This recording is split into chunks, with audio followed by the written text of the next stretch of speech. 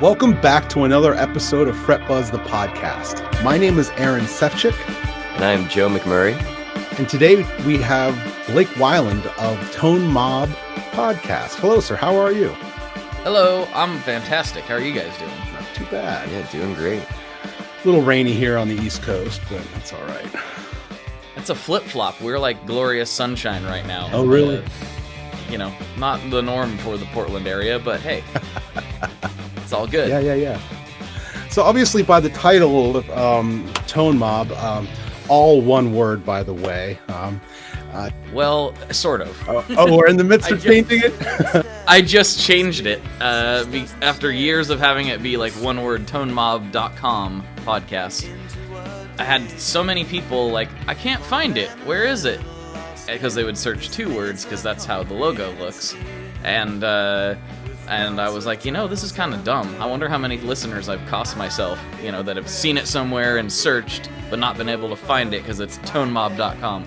So I changed it all over here like a month ago, or maybe a little less. So 2 words this time. Okay, 2 words. And it looks like on your website it's the Tone Mob now. Well, yeah, it kind of, that's a long story. It started on Instagram. So I went to get Tone Mob, and some Italian lady already has that. And so I was like, I guess I'll be the Tone Mob. And yeah, it's kind of a mess, but if you Google it, it'll bring up the right stuff. Okay. So how long has the Tone Mob been around? So it's been around about 4 years. Wow. Yeah, it's kind of a weird deal. I started on Instagram, like I just mentioned, and I didn't know what I wanted to do, but I knew I wanted to work in the gear industry somehow, and I thought, I'll just try to figure out a way to do that. And I kind of did. So I kind of shoehorned my way into the industry in a weird way. But yeah, it started on Instagram, and I was looking around, and there were no podcasts at the time that were talking to builders and people from the gear community. And so I thought, well, I guess I'll give it a try. And so all these years later, people still tune in, and people still seem to be pretty interested in it. And yeah, so just keeping on. Yeah. And perusing the library of podcasts that are out there, actually, you don't have a whole lot of competition. So that's kind of nice to be able to go out there and just say, okay, I'm looking for a gear-oriented podcast that really gets into the details of it all, and you would be right up there around number 1, so that's kind of cool.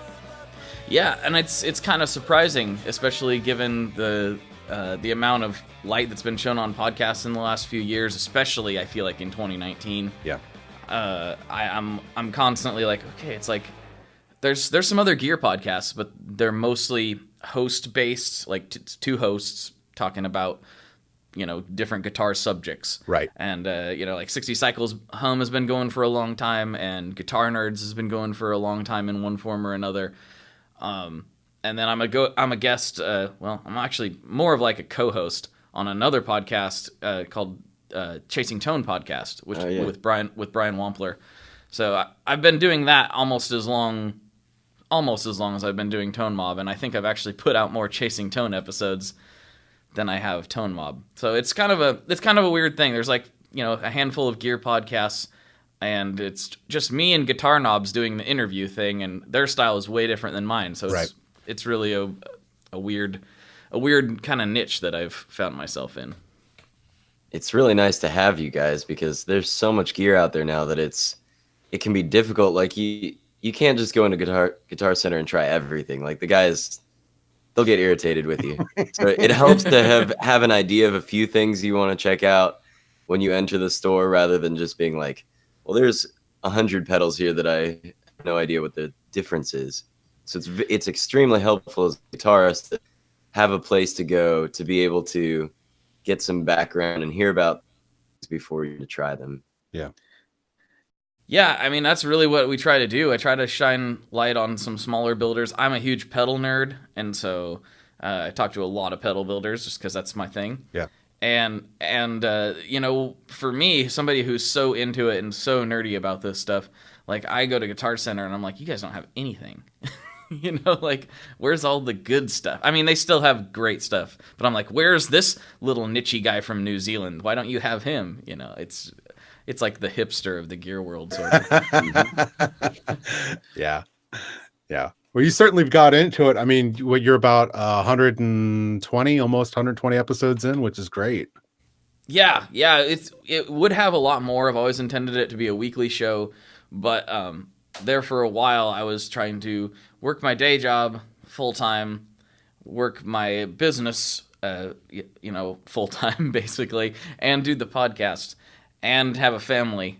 And so there was a period in 2016 or 2017, maybe early 2017, I can't remember, where I went a long time without releasing an episode. So long people thought I had was done and had just quit. Right. And so my one thing that I tell podcasters is don't do that. That's the worst. I cost myself so much ground by doing that, but I really didn't have a choice. Something had to give. Right. And so when I was finally able to quit the day job, now it's really hit a very consistent schedule, and that's been immensely helpful. Yeah. And you had mentioned previous to us starting here that you also are in a band as well. Yes, yeah, that is sort of the time that the band was in its heyday, and the podcast started was kind of the band was sort of at its I don't want to say peak as far as good as we're gonna get, whatever, but as far as our activity was going, we were practicing all the time, we were writing new material, blah blah blah blah blah, and that kind of took a back seat. We all had more children, or had other things happen in our lives, so the band is actually in a restart mode right now. We just moved my buddy's drums over to my place. We're gonna get some new gear to practice over at my space. We were at a different spot before, and kind of get things back on track with that. Awesome. What's the name of the band? We're called Anchor Ashore. Anchor Ashore. Okay, we'll definitely be on the lookout for that in the future. Yeah, there's just one album out there. It's on all the digital platforms if you're interested in what a bunch of indie rock guys and me being the post-hardcore type guys sound like. That's what it is. It's sort of a 90s. Ended up sounding like a 90s sort of band when we all got done with it, but yeah, it was a lot of fun, and it's what it's all about at the end of the day. So we gotta get back to playing with the band. Yeah, right. So let us kind of give us a little inside story in terms of how you got into this whole your interest into the geekness, the innards of gear, and why and how that appeals to you so much.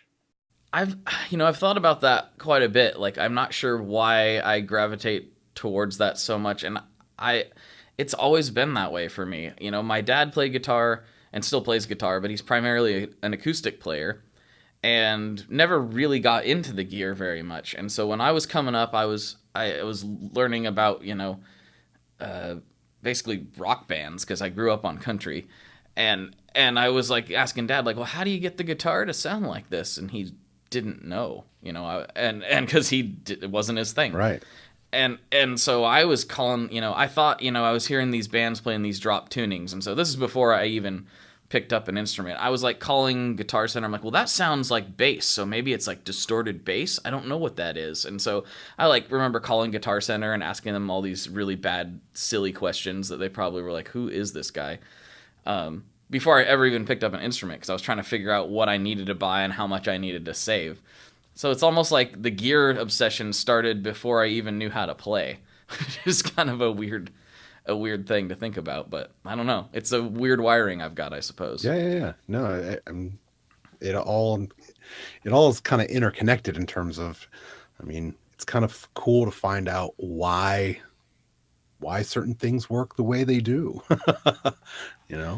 For sure, definitely. And it's weird when you have those light bulb moments. It's oh, it all makes sense now. Okay, so yeah, it's been and I'm constantly learning, because there's constantly new things coming out, and I'm still obsessed with it. So I'm always trying to figure out what's the latest and greatest and all that stuff. Do you remember your first pedal? Yeah, I do actually. it was, again, it started like all things do at Guitar Center, it seems. And I was playing a Fender Supersonic 22 tube amp. And I was like, I need a little more to dirt to get what I'm trying to do. And the guy's like, oh, what you need is a tube screamer. And I was like, tube screamer? What's a tube screamer? Right. And so he brought me a TS9, and that was my very first pedal was that TS9. Cool. Which is weird because I'm not even a big tube screamer guy anymore. So Right. Well, you got to start somewhere. Mm-hmm. So I'm always interested in, like, I have a lot of students, and sometimes they want to, they look at my pedal board and they want to know what pedals they should get. Do you have any, I'd like to hear your ideas of what you think a young rock guitarist, what's the first pedal they should really invest in? You know, it really kind of depends on what their amp situation is, in my opinion. So, you know, if they're playing direct a lot, which a lot of people start out doing these days, or if they have like a clean pedal platform, I like to try to have people experiment with amp in the box type dirt boxes, because it's cheaper than figuring out, you know, what kind of amp you like to get started. So it's like, you know, I mentioned Brian Wampler earlier. He's known for the amp in the box stuff. So if you can go pull up his website, you know, and he's got a ton of, you know, he's got Marshall style ones, he's got Vox style ones, and a ton of other builders do too. So I would have him start with some sort of amp in a box dirt pedal and figure out kind of like what their bass tone is. I don't mean bass like bass, but their kind of normal level tone is what their ears like. You know, I'm just kind of assuming someone's starting from zero, basically. Yeah. So yeah, some sort of good dirt, like overdrive, distortion, and then, you know, I feel like a reverb and delay is probably all that somebody just getting started should really mess with, because it gets deep in a big hurry. Isn't that the truth? Yeah. Oh man. Yeah. That's such a good point about the amp simulators, because if you have, I mean, just the basic tone of a Marshall is so different than the basic tone of a Fender. That really does, you need the right amp before you start getting pedals, probably. Yeah, you know, myself personally, pedals are so good now, I prefer like to keep the amp cleanish and have it be kind of a pedal platform, so to speak. Yeah. That's changing a little bit, which we can get into, you know, into details on that later if you want. Yeah. But I like to see people start with just a clean amp and some good dirt boxes. You really can go so far with that, and it's not even like it sounds convincing. Like, it sounds good if you have the right pedals and you just know how to set things. I find in my practice, I get my overdrive from the pedal, like, way more, because I'm playing at a low volume in my house. But like last night I was playing a gig outside, and I got to turn I have a Fender Princeton Reverb with a 10-inch speaker, and as soon as that thing goes up past about 4, like, all of a sudden my whole pedal situation changes. Like, in the house I use a Keeley red dirt germanium for my overdrive. And I just love it. Gets a nice saturation to it. It sounds good with my ES335. But outside with that, when I can turn it up, the tube screamer really sounds phenomenal. Yeah. Like, and it's not like I'm not pushing it super hard. Like, I'm not dialing it back as far as some people do, but it's like at different volumes, it really changes what you're getting out of the pedal. Oh yeah. Oh, definitely. Yeah, totally changes the response when you start having the amp, you know, starts to compress and saturate a little bit, you know, and you're hitting it with that red dirt, which is a great pedal. And yeah, it's weird how much it changes at volume. And it hasn't came out yet, but it probably will by the time this episode drops. I was talking with Mike Mitchell, who plays in the Kingsmen, who are kind of a legendary, you know, Portland area band. They did the Louie Louie thing back in the day, so where everybody knows them from. But he was talking about them playing those old Suns, and how much power they had, and how they would he's like, there's nothing like just standing in front of a wall of 15-inch speakers and 200-watt heads, and it's so cool to see like this 70-year-old man, like, he's like, oh yeah, he's just not what you'd think of, but he was still so passionate about it. He's like, just feeling it, just blow your pant legs and just go. He's like, there's nothing like it. Oh man. Volume changes everything. Does he have hearing aids? He didn't, and he didn't seem, at least in our short conversation, we only talked for about 30 minutes, he didn't seem hard of hearing at all, which was amazing to me considering his career. Yeah, or tinnitus. Mm-hmm. Yeah, I didn't ask him about it, but he seemed fine. No. There's actually there's an interview of Paul Gilbert in my latest Guitar Techniques magazine. Yeah. And you can see his hearing aid, and he brings it up, like the fact that he can't hear his tone. He's like, I don't really know if it's good. I can't hear it very well. Oh no. Like he has to listen back. Wow. That's crazy. That's insane. I wear earplugs all the time. I'm terrified of losing my hearing. I feel like that would be the end of my career there's nothing more important than your ears as a musician. It's true. And I, being as I don't gig out or anything, I feel like I'm a little less prone to some of that, but sometimes at concerts I catch myself. I'm like, oh, I should have brought plugs. I'm feeling it this time, and it always freaks me out. Like, hearing protection is important, everybody. It doesn't matter how cool you think you look. If you can't hear, you can't enjoy this wonderful thing we call music. So put your earplugs in. Yeah, especially drummers. Yes. Drummers. It's for anybody out there that doesn't know, it's always the high frequencies that go first. You will absolutely 100% start losing, because the human hearing goes from 20 hertz to 20,000 hertz. And you will start losing 20, 19, 18, 17, and 16, and it starts going more and more. And there's actually debate out there in terms of age. Actually, once you hit about 50 years old, you start losing it automatically anyway. So like that's for like old people. They're not necessarily starting to go deaf when they go, huh? It's just that the fact that they can't make out the nuances of the words because they're losing all that high frequency information.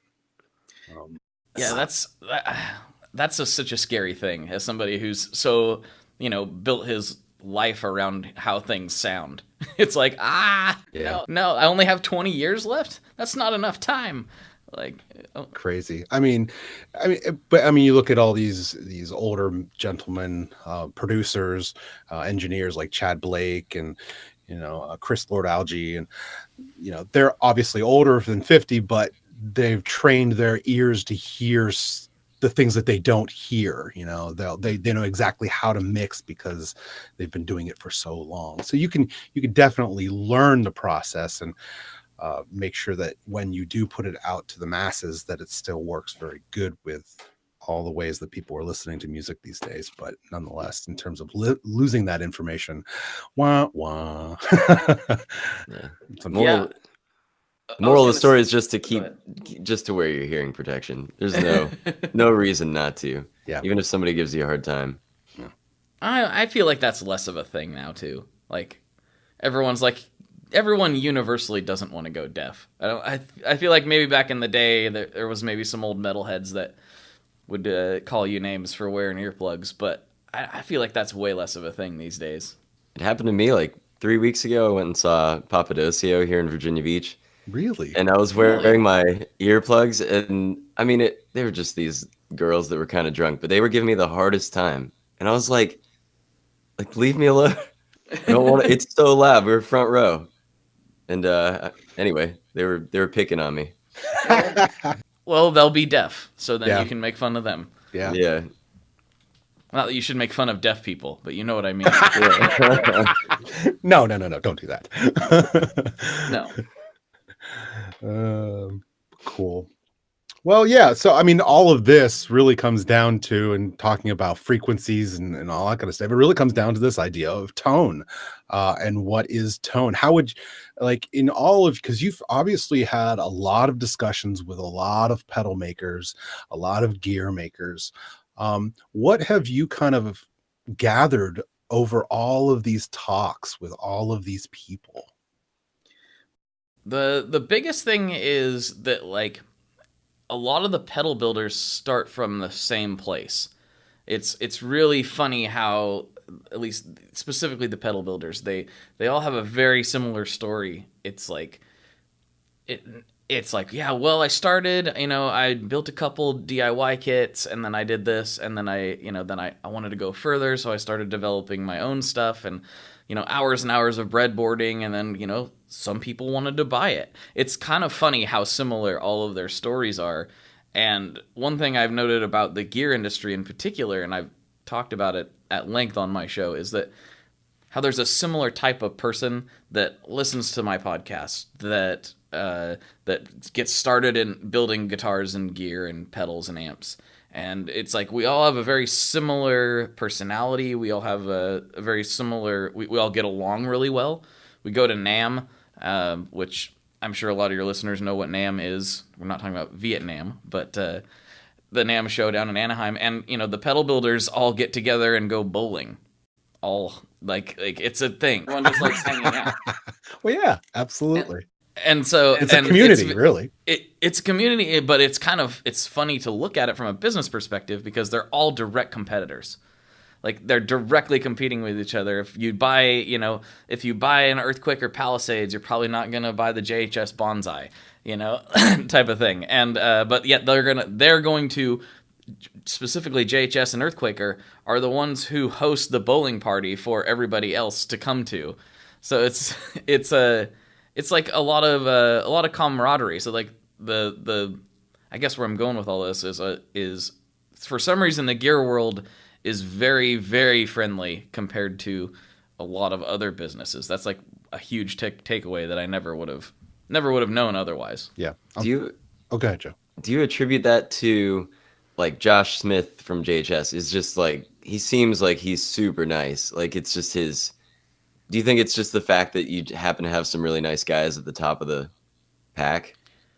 But there's nice guys at the bottom too, and in the middle. And it's like you see Josh and you see like Robert Keeley, and those guys are pretty out there, and Brian Wampler, and they're none of that stuff is fabricated. That's just how they are, whether the camera's rolling or not. And I think I think this industry, for whatever reason, attracts friendlier people, maybe because there's only like a handful of guys in the business that I actively kind of avoid. I won't name names, but it's only like 3 in the whole business. So that's saying quite a bit, I think, when you're talking about an entire industry of folks.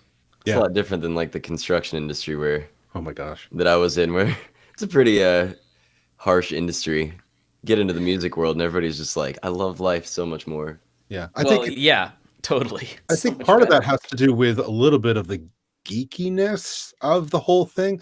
I know within the recording industry, it's the same thing. It's very much a family oriented, and even though you may have a direct competitor, it really is not the idea of trying to get one up on the next guy. It's more along the lines of, hey, we're all in this for the same reasons, and maybe my audience can learn a little something from your audience and vice versa. And this is all one, we're all interested in the same thing, and that's all good. So yeah, I don't know if it's the whole music thing or what it is, but it's definitely good. That's for sure. I think so. I mean, I've gotten the opportunity to talk to some musicians that I look up to too on the podcast, and they were all super cool too. And so much to the point of, I recorded one, and I've talked about this a few times, and I always feel a little bit creepy when I talk about it, but I was able to get Brian Fallon from Gaslight Anthem on my show, and I'm a huge Gaslight Anthem fan, and, they say these things about don't meet your heroes, they can let you down. Well, this couldn't have been further from that case. We got along so well. And we just enjoy chatting, and we like the same stuff, and I don't know. We got along really, really well to the point where we still talk. So, my wife was there for that recording, and she came away and she was like, they're just like you, and she's a big fan too. So it was kind of a weird thing. I think it is the music that brings us all together at the end of the day. Yeah. You play music, you don't work music. That's right. Nobody says that, really, do they? It's always playing.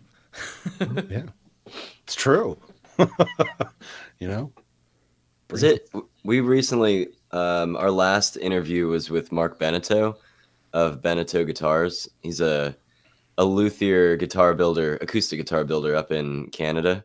Uh-huh. He builds really high-end guitars, and he was saying something very similar about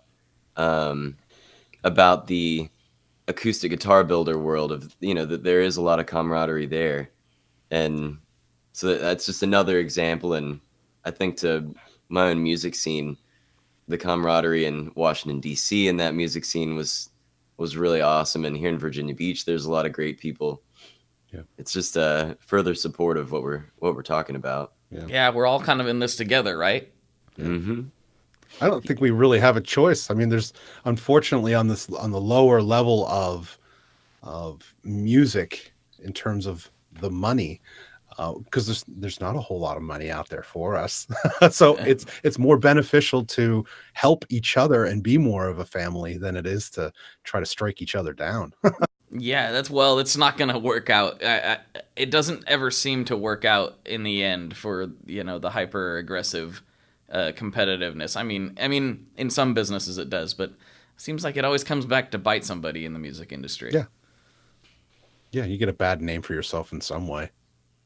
And then it's like, hey, watch out for those guys at the Fret Buzz podcast. Yeah, right. Oh my. So you've talked to quite a few people. What are some of the highlights? Oh man, wow, I'm sure there's going to be plenty of our viewers that will love to kind of peruse your library. If I was to go to your library right now, what would be the top 3 to 5 that you would say you definitely need to check out this episode? Okay, so there's been a lot of really great conversations. Yeah. Check out all 116. That's right. Check them all out. They're all wonderful. They're all perfect. Absolutely. No, so the one that my listeners always reference back to as being one of the best episodes, I just went back and listened to it, was episode 18 with Robert Keeley. Oh yeah. And I understand why they say it's one of the best episodes, because Rob was very candid on it about some of his struggles and with drugs and some other things. And so I think that was the first sort of peek behind that curtain that he'd give anybody, and I wasn't expecting it when I recorded, but I was also really new at interviewing, so I listened back to it. I'm like, goodness, I'm so stiff. I sound like I'm made of wood. So like, a lot of people really enjoy it, and I totally understand why, but it's not my best work for sure. But there again, lots of people like that one. I referenced the Brian Fallon episode. I can't remember the number on that one, but it's the only time he's came on. That was recorded on his bus in Boston, cool. Or on the band's bus in Boston, rather. That was amazing. And anything I've done two episodes with Joel Cordy from Chase Bliss, and he is just I could talk to that guy all day long. Like, he is the nicest, coolest dude ever. So yeah, either of the Joel Cordy episodes would be pretty epic. Yeah. Where do you think, like, getting the most technical? Like, I'm always interested. I have limited time. A lot of times I skip over when people are just chatting, to be honest, because I just don't have the time or patience to listen to other people talk about randomness. I'm there to, like, find out, like, how do you get what's this pedal about? How do you make it work? Do you have some episodes that end up being much more technically based and some that are more chatty? I'm pretty chatty, as you can tell. So we kind of bounce all over the place. I really try to focus on the person behind the brand, or the band or whatever. I'm really interested in people. I do like gear, but I'm really there to talk to the person, especially after this many episodes. It's like, I kind of want to know what makes you tick and why you do the things you do. So they tend to be more chatty. However, one that was very much more in depth from a like tonal kind of exploration side, and a big departure from what I normally do, was when I talked to Richard Hoover from Santa Cruz Guitars. and obviously makes beautiful acoustic instruments. A lot of people know Santa Cruz, and he really went into his theories on building guitars and why things sound the way they do and how he likes to approach things. And it was really more in depth than I was expecting. And I think somebody like you would probably get a lot out of that episode. Oh yeah, especially with my newfound passion for the acoustic guitar again. Oh yeah, rekindling of the passion. But yeah, that'd be awesome for me. Yeah, I think you'd probably, a lot of people like that one. I got a lot out of it just from doing it. So it was he's a really nice guy, and again, a wealth of information. So he's way willing to share. So yeah, that'd be the one I would probably point people to. Awesome. That'd be really cool after, especially because we just interviewed Mark Beneteau, and they're kind of competitors in that same high-end guitar world. It'll be interesting to hear how the different, any differences in what they say and how they approach things. Right. Yeah, that'd be really interesting. So I want to know what's on your pedal board right now. Well, I'm looking at it right now, and my listeners, if they slide over to listen to this, which I'm sure some will, are laughing right now because I never have a pedal board set up. I have a lot of pedals, and I'm constantly getting new ones.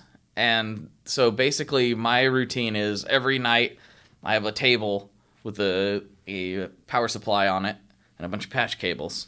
And I'll grab random things out of my cabinet and I put them on there and try to make new sounds. And so therefore, I never have a normal pedal board set up. Right. So like right now, what I just was playing with last night was my Maris Enzo, a Mr. Black Blood Moon reverb, and a Schnobeltone volume pedal. Well, it's technically an Ernie Ball volume pedal, but Roman from Schnobeltone does these mods where he puts a buffer and a tuner and does some upgrades to it. And normally I wouldn't consider that necessarily like a crucial piece of the board, but how I was using it for doing these weird synthy sounds, it was kind of important. So that's what I was playing with last night. And go ahead. I was just going to ask, how many pedals do you own? Oh, Roughly. I don't know. Roughly, like 10, 20, 30, 50, 100, 200. Yeah, maybe like 200 or 250 or something. My gosh. Yeah, it's an addiction.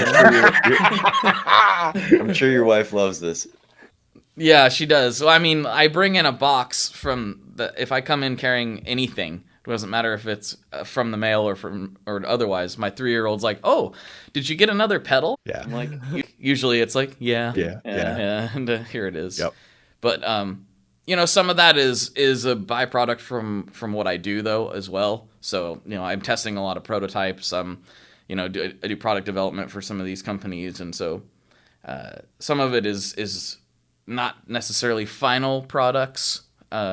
And sometimes people just want me to check things out, which is the most fun, and just get some feedback on it. So I have a lot of stuff. It's kind of I'm not sure it's kind of obscene when people walk out into the room out here. And one of my drummer's dad came out here recently, and he's a guitar player, and he's like, "Wow, you sure do have a lot of pedals, don't you?"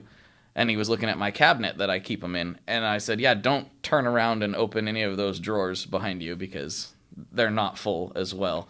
It's just it's a funny thing. Have you ever done I guess you don't do YouTube, but I was going to say, I would love to have like a studio tour. That would be like, I'm really curious now. Like I almost want you to pick up your phone and take us. Well, I can do that later maybe, but it's awesome. It's not that big. It looks bigger than it is. It's only about 300 square feet or so. Yeah. But it's really tall. It's about 14.6 to the peak, so it looks really big from the outside, and it looks kind of big in pictures, but once you're in, it's like, oh, square footage wise, it's not really that big. It would be a short tour. Okay, no, that's cool. Stick around, we've got more. Awesome, that's cool, very cool. Yeah, it's not like Aaron looks like he's in his palace of guitars and gear goodness, and it's like a big closet, right? Mine is a walk-in closet. Yeah. You can touch both sides with your arms outstretched, right? Yep. Oh yeah. Oh, it looks so huge in the camera. That's crazy. Weird. Yeah, I can't quite reach, but yeah, those are not that far away. Yeah. So do you have go-to pedals? Yes, I do have some go-tos. If I was just to like run and go play a gig, I would probably throw on, like if I was going to throw a small board together real quick, I'd probably grab my Mad Professor Sweet Honey. It's just, I've had that overdrive for years, and it just works with everything. And it's really touch sensitive. I think it's just a great 3-knob overdrive. And I'd probably grab my M Electronic Pizdiawat, which is a high gain metal distortion with a 3-band active EQ on it. So it's billed as a metal distortion, but what's great is it has a ton of different sounds in it with that active EQ, and the gain range is actually really wide. So it can be lower gain too, or it can rip your face off, whatever you need. So I would probably grab that. And then, obviously I got to have some fuzz, so I'd probably grab a big muff of some sort. Most likely would be the Tomcat Pedals green muffer. And then I'm obsessed right now with the Dr. Scientist Atmosphere.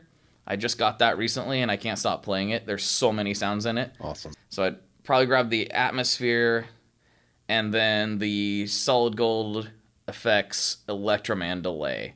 And I'd flip that. The reverb would be at the end. So that'd probably be what I would grab if I was like, I don't know what I'm going to play. I need to cover some ground. Throw that on. Okay, let's see what happens. Right. Wow. So cool. Now, obviously, as we just kind of talked about it before, all of these sound a little different through what amp you're playing through. Do you have multiple amps that you kind of play around with? I do. I'm a Benson Amps fanboy. Chris Benson is a local builder here in Portland, and he's really blown up in the last few years. I've known him for several years before that, but he makes the best amps in my opinion. And I have a couple that are pretty special, but the one that I think is one of the best amps on the market is the Benson Amps Vincent, which there's kind of a long backstory there to how I was kind of involved in that becoming a thing. But it's basically, it's a without getting too into it because it's pretty unique. It's a big amp and a little amp in the same package. So it looks like a regular channel switcher, but when you engage the dirt channel, it's not just bringing in another set of preamp tubes or something. It's actually a whole separate 1-watt amplifier that runs into the front of the bigger amplifier. So you get full-blown power tube distortion at basically any volume level. And it's, and you can turn that off. It's a great pedal platform if need be. I think it's a fantastic amp. I love it. Plus, it's got my oldest son's name on it. So I'm a little bit biased. Right. Understandably. Yeah. That's cool.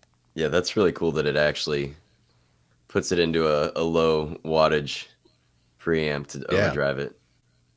Yeah, well, the Vincent, it came from the Vinny. The Vinny was the first version, which is a 1-watt amp. And I asked Chris to make this for my son when he was born, so he'd have a matching amp for two daddies. So, because that's what you have to have, right? It just makes sense for infants. And I asked him to put an instrument level out on it just for fun. I thought maybe for direct recording or whatever. And I found that I was like, this is my new favorite overdrive pedal. And because you can run it, say, you just had, this is the Vinny, by the way. And so I was running it into other amplifiers, and I told Chris, this thing sounds great by itself, but it really sounds good when you run it in front of a big amp. That's what led to the Vincent being developed later. It really is the struggle a lot of times. You want a small amp, but then there's sometimes it's just not loud enough. Yeah, sometimes you want that breakup. Yeah. So sometimes I need the clean headroom for certain things I don't want it to break up, especially if I'm playing like jazz or something. But then, the next song I could want some overdrive and I do want it to break up. Seems like a great solution is all I'm saying. Oh yeah. I think a lot of, it's one of those things where you hear about it and it sounds pretty cool. But I've witnessed a few people, once they actually try it, they're like, oh, this is something else. Like, this is a whole, you can't hardly put it into words. It's a really special amplifier, I think. Is there a bigger maker that most people would have tried that you could compare the tone to? You know, is it more in the realm of a Fender sound or a Vox or Marshall or whatever? That's what's really hard about the Benson stuff is normally with most things you can point to something, and there's not really anything else like it out there, you know, tonally. But I would say it sounds like a Supro, but way more refined.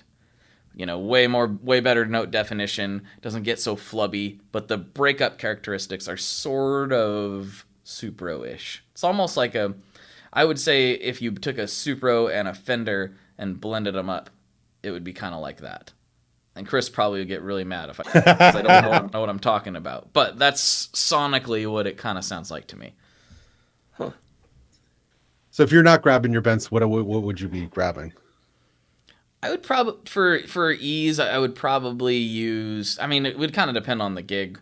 When I'm not playing my Bensons, normally I'm playing my Sun Beta lead, which is a completely different thing altogether. Yeah. But if I was like, you know, gigging out and trying to just like cover as much ground as I could, I'd probably get like a deluxe reverb or something. A Vibro Lux would probably be my go-to for that kind of stuff. Cool. Yeah, you can't go wrong. You've got a deluxe, right? Me? Aaron? Yeah, I'm sitting right It's a there. deluxe, yeah. That's hard to argue with a deluxe reverb. They just sound great. Yeah. Yeah. It's just heavy. That's why I have the Princeton. Princeton's are awesome too. I just like a little bit more headroom. Yeah, You mean actually physically heavy? Oh, yeah. That's Physically nothing. heavy. That's nothing like the twin. My twin's like, holy. Oh, yeah. Ow. Yeah. A twin is something that I've always found. I mean, I understand back in the day why somebody would need a twin, but like, man, twin seems like it's just about overkill in 90% of applications. Right. It's amazing how much the room changes things too, Oh right? my gosh, yes. It's like you plug in, you know, at home, you're like, okay, I got it dialed in, and then you take it somewhere else and you set it up exactly the same, and you're like, this sounds awful. Like what happened? The room changes everything. It's so crazy. Yeah, very much so. Yeah. Not only that, I mean, there's so many variables in anybody's setup, whether it's the guitar itself and how you approach the fretboard, or the amp, and whether you're using a half stack or a quarter stack, or if you're using a combo amp, and the cabinet that's in it, because the cabinet is a huge variable in terms of what's going on and how it reverberates, and the speakers that are within. And I mean, it's just, there's so many variables. Yeah, it gets wild in a big hurry. It's amazing how deep the rabbit hole goes. Yeah. And we haven't even touched the idea of how much the guitar impacts your sound. Yeah, Or we your haven't fingers. even got there yet. That's funny. Yeah, Guitar, string gauge, pick type. There's so many variables. yeah. Tone is, oh my gosh, it's amazing. I mean, yeah, I always find it funny because you can go online and look up whoever's, rig and how they got their certain tone, but it's just like the recording world, where you can go on many forums and find out exactly how the compressor settings, or however they put this threshold or whatever it is. And no matter what, you're never really going to capture that original sound, just because you're in a different environment and things change between components. It's interesting. The guy that I was talking about with the whole modding of the amps, he sent me an article about Slash's, that signature sound on Appetite, and where that amp actually ended up and where the circuitry actually came from. So I guess there was an individual who actually went down the rabbit hole for years and years, and actually finally found out where that whole thing came from. So it's tone is, man, I mean, there are some people that get very, very obsessed with it, and for good reasons. But even then, it's just like, oh my gosh, there's like you have 250 plus pedals out there. Even if you capture the tone, there's just so much more. I mean, that's like kind of like I was talking about. Like what I do every night is really weird, but like I'm constantly searching for new sounds. That's what I find enjoyable. I'm always trying to, find I've told people before, it's like I'm searching for a new color almost in some ways, like something I've never heard before, which, a lot of people don't have a hard time believing, but with the range of effects that are out there now, I really believe that everyone could have like their own completely unique sound and have it be totally different than anything that's ever happened before, just because there's so many insane combinations of things that you can put together.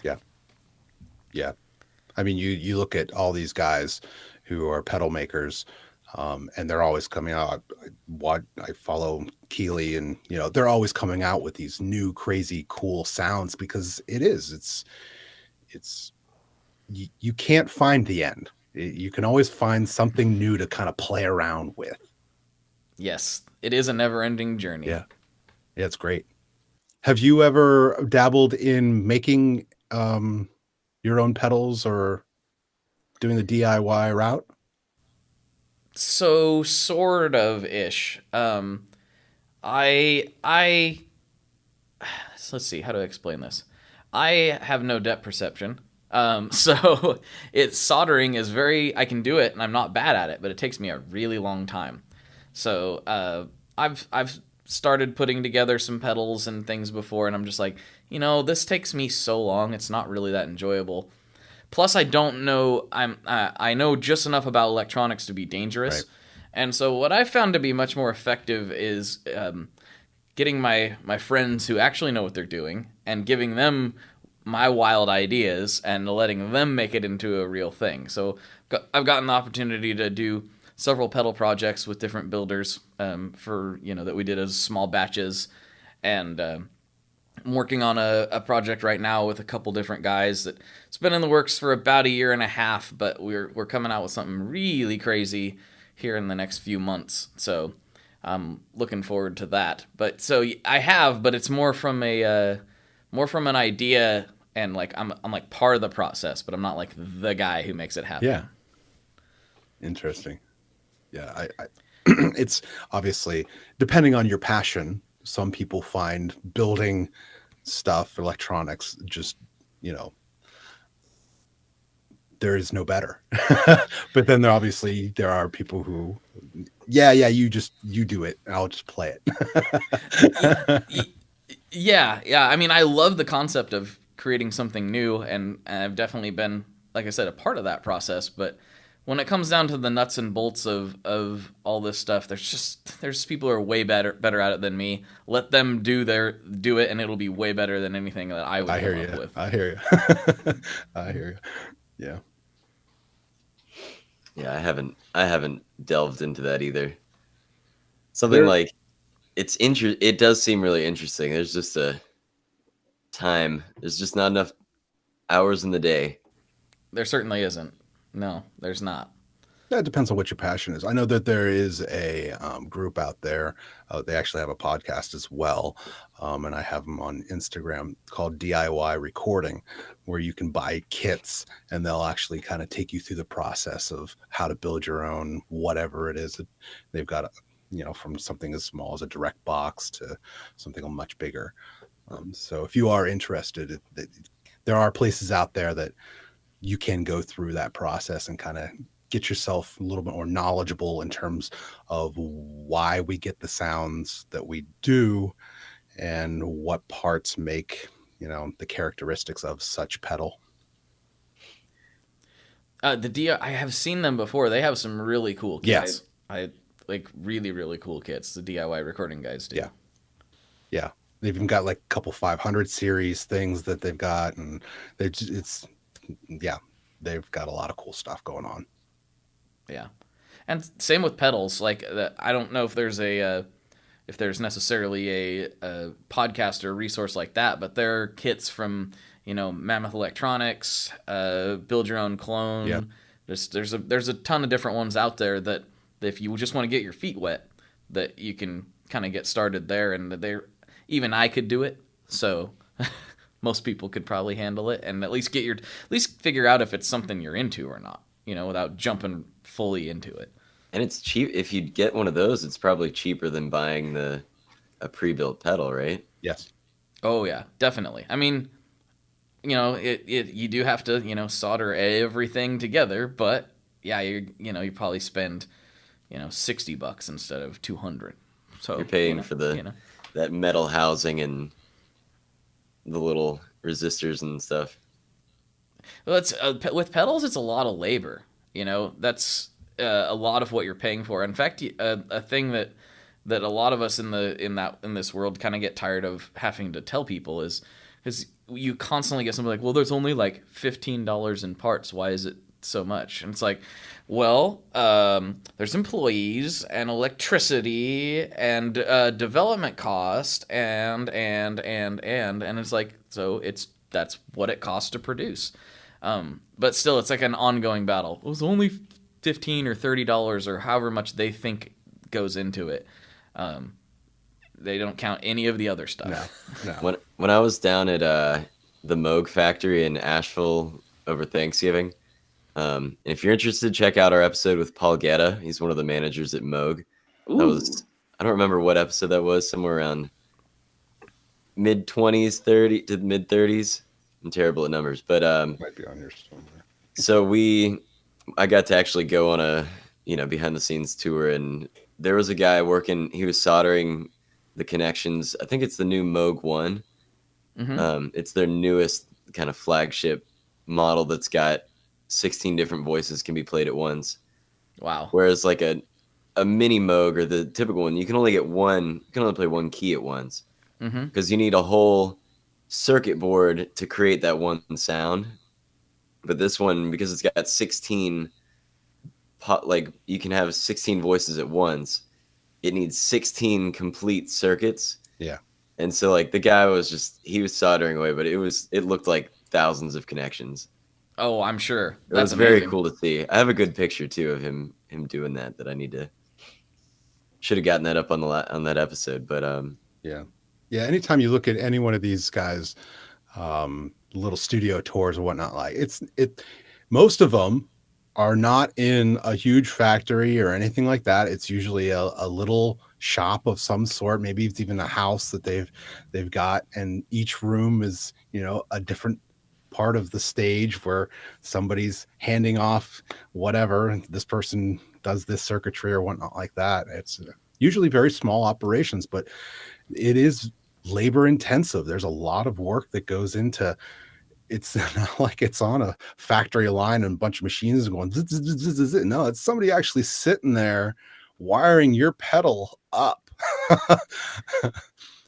Yeah, it's amazing what I've noticed, and I don't know if you guys have experienced this too. Moogs may be a little bit different. They might be an outlier in this, but for the most part, any of the tours I've got to go on or visit shops or whatever, universally, it's like, wow, this is a lot smaller than I thought it would be. Like every single time, it for me, it has been anyway. It's just, I think there's a misconception about here. Like even if you go to like Mesa Boogie, like they're one of the big guys in this business. Not that big of a place. Like I think what a lot of people need to realize is that these companies are not what some people think they are. It's not everyone's Fender, not everyone's Gibson. In fact, there's only two. There's only one Fender and one Gibson. Everyone else is tiny for the most part. Yeah, I think most people in their mind, they're like, okay, if I were to drive down the street, there'd be a big sign out there and there'd be a big, building and whatnot like that. And it's like, no. It's usually in somebody's house. And you'd probably drive right past it. Oh, yeah. Yes. One thing I've said on my show before is that like most, like I would say 80% of the industry or better, your local mid-sized construction company is a way bigger operation than most of these gear companies. Yeah,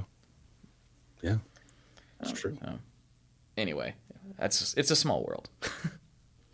The Moog factory wasn't that big, by the way. Really? It was its own building, standalone, but the actual innards where they're working. To think they're putting out all the Moogs in the world It's not that big. Interesting. So it holds true. Yeah, I mean, it's the size of my house, probably. Okay. Wow. Much taller ceilings, though. Right.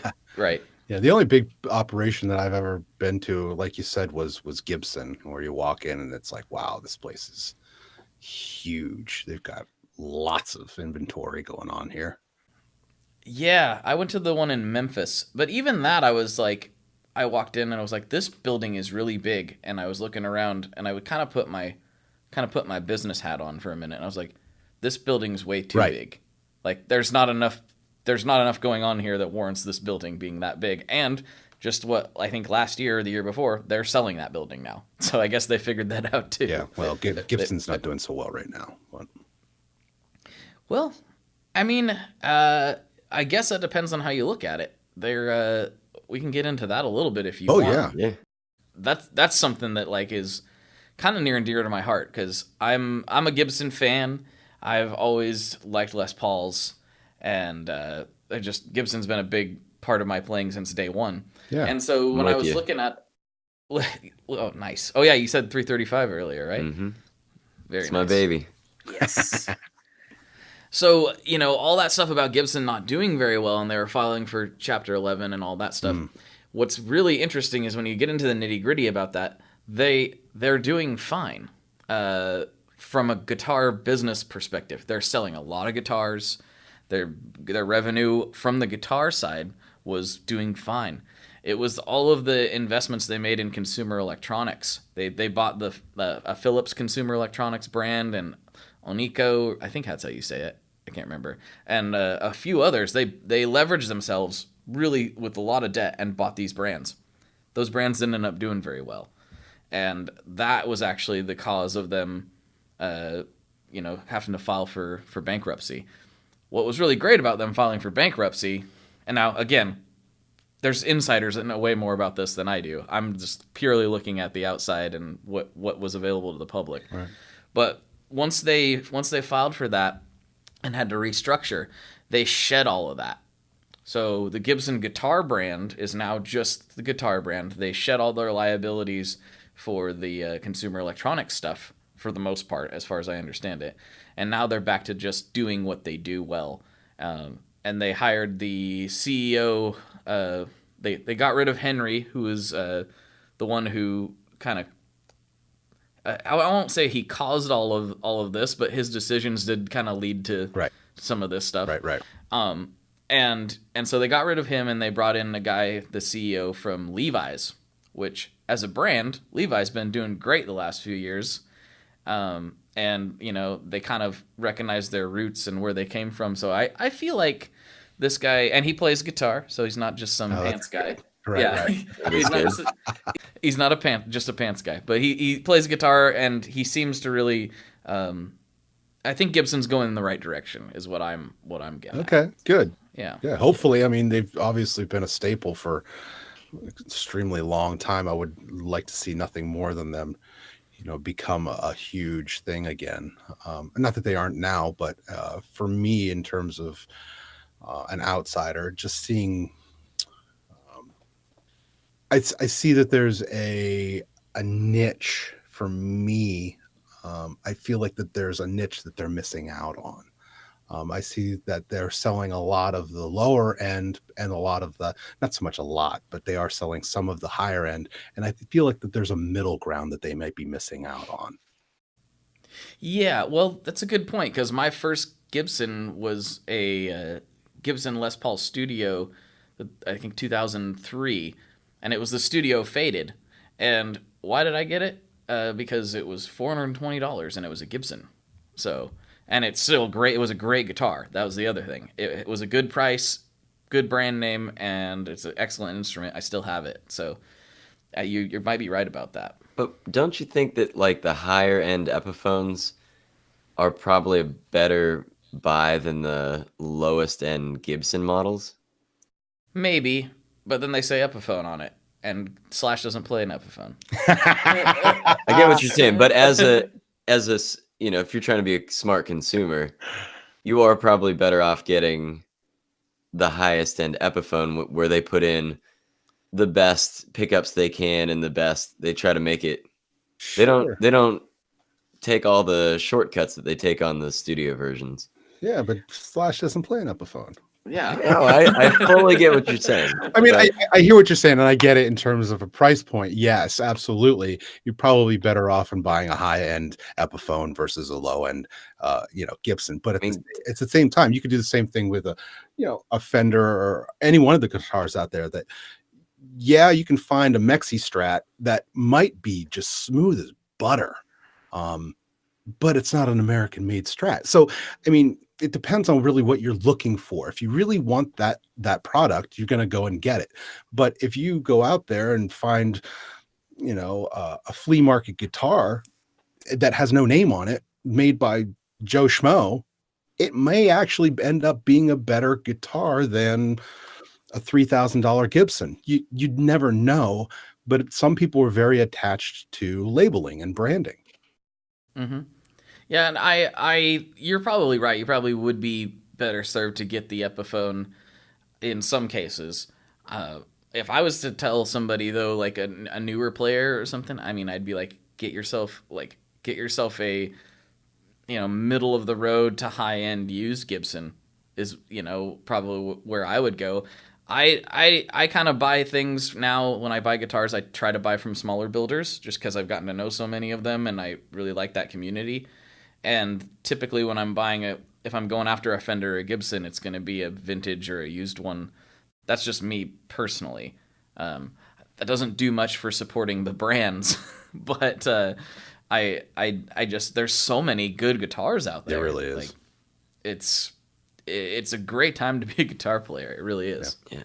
I got mine off of, I think it was off Reverb or maybe it was eBay, but that's where I got my 335.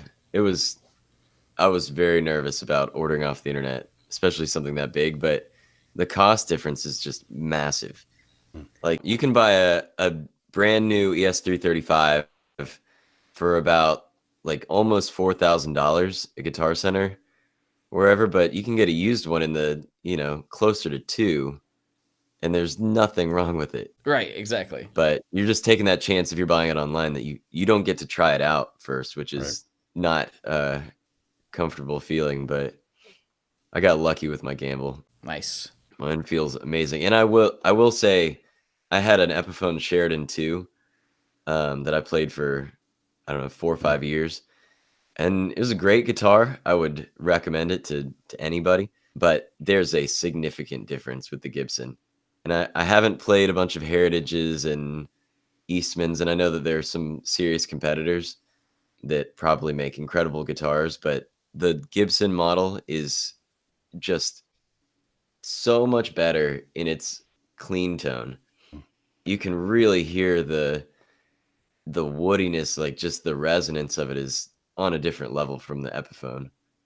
Yeah. I think when you put overdrive on it, that's not as apparent. There's more, I mean, the pickups are hotter. I can hear that there's more bite to it, but it's when it's clean that it really shines, and that quality of the wood and the nitro finish that's a huge part of it.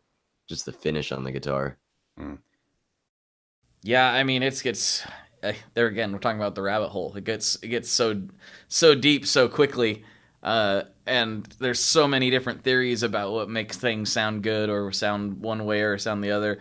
Even amongst the builders who are like equally respected, they'll have like wildly different opinions on things. And at the end of the day, what's really funny about tone and just trying to talk about that kind of stuff is it's all so subjective. Yeah. Like, it's like, I mean, I've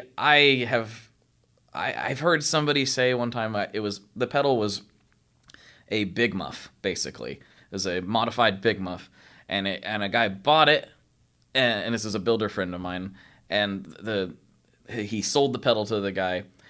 The guy emailed him and said, you know what, this thing can't do anything that I can't do with my TS9, so I'm going to send it back. And he's like, it's like an op-amp Big Muff. It doesn't sound anything like a TS9. Is your TS9 broken? Is like, what's going on? And he did. He sent it back, and it was like, and he tested it. Maybe my pedal's broken. Played it. Nope. It's fine, and it doesn't sound like a TS9. No. But that guy thought it did for whatever reason. It's a very strange thing. I don't know that you can compare the two, but okay. I don't. Yeah, he's like, this sounds just like my TS9. It's like, okay, it's okay. Well, if you think that, then there's no amount of persuasion I'm going to be able to do to change your mind. So it is what it is, I guess. We alluded to it a little bit and earlier in the discussion of the episode. What are your feelings on profiling in like the Kemper and whatnot like that? I think, well, on the internet, like when I'm in my Facebook group and in various places, I'm kind of a troll about it. I'm like, boo on line 6 and all that stuff. But really, I think that they're incredible pieces of equipment. I think they totally have. They've done a great job. I've tried almost all of them except for I haven't tried the Boss modeler yet. I think they called it the GT1000. I haven't tried that yet, but I've tried the Line 6 Helix stuff, and I've tried the Head Rush and the Kempers. Not tried Axe Effects yet, but they all sound really good. They do what they're supposed to do. I think they definitely have their place, but for me, I am not excited about it. Like, I don't care. Like, I'd rather try to have the real thing if I can. That said, if I was touring around and gigging all the time, I'd probably have a Helix. It's just so easy. If that was my main thing, I could totally get why somebody would have it. But as far as getting me excited about gear, I couldn't care less about them. Yeah. No, I find that opinion is shared quite a bit. Whereas if you're a touring musician and you're out doing it a lot, the ease of having something like a Kemper or a Helix is just, I mean, there's no question. I mean, yeah, and plus, you're not worrying about patch cables going bad or, it's just, it makes a lot of sense. I totally understand why they exist and who it's for. It's just not really for me. Right. No, there's nothing quite like getting your hands on some gear and, plugging it into your whatever amp it is. And that's where the tone comes from. It's a wonderful feeling. It really is. Yeah. Yeah. Yeah. Awesome. I looked at those the amp modeling stuff because I play at the beach on the ocean front for the city of Virginia Beach, called Live on Atlantic, and there's a parking lot that I have to park in, and then I have to get my stuff over to my little stage, which could be anywhere from like 4 blocks away to like 9 blocks away. You got your dolly. Yeah, so I was like looking like, do I want to get one of these amp modeling things so I can bring my PA, minimize my footprint and the amount of stuff I have to lug. And that's when I ended up getting the Princeton Reverb. I downsized the amp and bought one of those carts. I just couldn't bring myself to do it. Like for $1,000 to buy a pedal, I was like, I would much rather have like the amp of my dreams, the small version of it. Yeah. No, I'm with you on that for sure. I probably would have made the same call. Yeah, and those carts work great. I think I have like the rock and roller, like 10 or 12 or something. I think I can fit my whole PA system, which is one of those all-in-one. It's a stack, kind of like the Bose one, but it's not that one. Right. JBL. I can fit that, my amp, my pedal board, my Tupperware bin full of, all the cables and harmonicas and guitar stands and everything.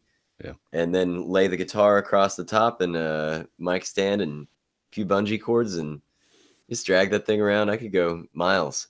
Nice. But if you've got gravel or rough terrain, you need the one with the all-terrain wheels. Oh, right. Or you need to just switch them out yourself. Doesn't do well on gravel. That's funny. For those listening to the podcast, if you want to jump over to the Fret Buzz the Podcast YouTube channel, this is where Blake runs us through his studio tour. Enjoy. All right. Can I flip this around? I think I can. Just saw a Gibson headstock there. Let's see. Maybe I can't flip it around. Oh, there we go. Okay. So here we go. This is the door. It just goes right to the outside. It's a double door. I got a couple guitars missing. They're out for some tweaking right now. But what's here is that's a Millimetric Instruments baritone guitar. Whoa. He's a builder out of Canada. Makes really, really nice stuff. That is a Jennings Navigator, which is obviously his Telly style build. Really nice guitars, like really, really nice guitars. And the Navigator is cool because it has McNelly pickups in it. It's all made down there in California. It's not a parts caster. He makes everything in his shop, and it's like $1,500. It's a really, really good buy. A really nice guitar. That's a Roney, Paul Roney. He's not building currently, but he's getting ready to start again. 7-string. That one's pretty fun. That's 1974 Telly Custom, which I love to death. I love the wide range humbucker in that neck. This is another Roney. It's a Roney Oceana. It's a mostly hollow body. It's almost entirely hollow except for a little block under this area right here, the tremolo. Right. Cool. Another guy recently moved to Nashville, but formerly in California. Kevin Equitz makes this guitar. It's called the Rayburn, and this is Rayburn number 1 actually, and it's got Righteous Sound pickups. These are kind of a new thing. They're his wide range clone, except they're in a standard humbucker size route. And then these also coil split and sound almost exactly like a Telly. It's kind of crazy. Wow. So that one's really cool. And then this is my crown jewel. This is my If Everything's Burning Grab It guitar. That's my grandpa's 55 Les Paul Jr. Wow. So that's my baby right there. Whoa. Understandably so. And a Cool. Ricky 360. Rick. Yeah. So the other ones are. Oh yeah. Well, I can't ignore this one. This one was a dream come true for me. My whole life I wanted a white Les Paul Custom, and my whole life I couldn't find one I really liked very well until I found this one, which is a 1981 Les Paul Custom, which I just love. So, I'm trying to avoid showing you all the garbage that's laying around, which is kind of hard because there's so much. But here's the pedal cabinet. Some of the stuff's out of it right now. Obviously, a bunch of stuff in there. We won't go through all of it, but quite a few things in there. It's Here's beautiful. My mess I was working on last night. A few more pedals over here. Usually there's a pedal within reach wherever you are in here. Got drawers of pedals here and more in here. Some of them are out on loan right now, and some of them are in the house, and some of them are. I mean, it's just, it's silly. It's pretty silly. Let's be honest. It's wonderful. Yeah, it's like it's Candyland. So yeah, that's what I call the shred shed. Thank you, Blake. Basically. That's awesome. The shred shed. Yeah. Land, milk, and honey. Yes. But Oh my yeah. gosh. Yeah. Let's see if I can flip this thing back around. There we go. So yeah, that's the short tour. It's not super big out here, so that's all the important stuff that you need to see. Thank you, Blake. We really do appreciate it. And No thank problem. you for your time today. It's been a great conversation. Great talking with you guys. That was a lot of fun. I enjoyed it. Yeah. Yeah. It's especially cool after having listened to some of your episodes to meet you. So Yeah. it's been great, and I'll have a different outlook on things when I listen to future episodes, especially the Santa Cruz guitar one. I think you're gonna like that one a lot. I do. It's written down. I'm gonna listen. All right. Awesome. Well, yeah, thank you again. We really do appreciate it. All right. Thanks, guys. Talk to All you right. again. Bye, Blake. Bye.